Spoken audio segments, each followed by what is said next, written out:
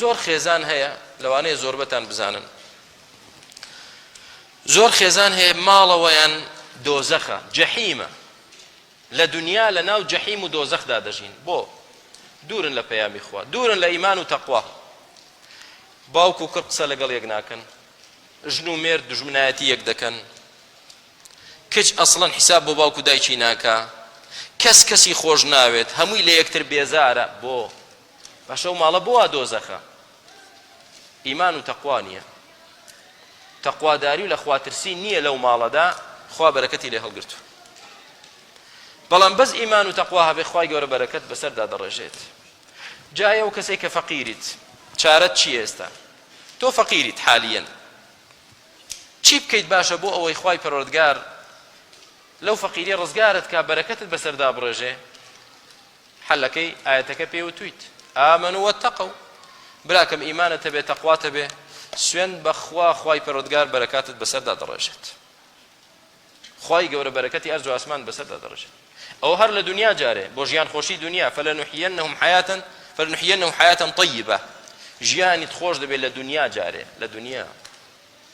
أي بۆ دوا ڕۆژت لا خوف ألا إن أولياء الله لا خوف عليهم ولا هم يحزنون الذين آمنوا وكانوا يتقون إيمان وتقوى واد لذا نترست هبي لداهاتو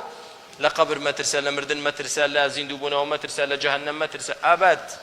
للي برسينه وحساب مترسى خمي هيك يشد نبي ولا هم يحزنون كاتب را كانم سعادة وشادي وكامراني وسرفرازي إما بمدور شوية إيمان وتقوى با معالجه نفسي خومان كين إيمانك كمان هي أي معشري أهل توحيد كدلم إيمانك هي باسي أهل توحيد دكم باز لغور پرست وشخص پرست يقناكم جاري إيماني أو إيمانا يك خوالي ديبت وما يؤمن أكثرهم بالله إلا وهم مشركون غور پرستان إيماني بخواه إيماني بقبري چي شيء هانا بخوا دبا وهانا بمردوي چي دبا نا أو جاري فيشت إيمانك شي هبت تقواي چي جاري دبا إيماني هبت جاري أو إيمانك أخوة دي حتى تؤمنوا بالله وحده إيمان بأخوة بينه بس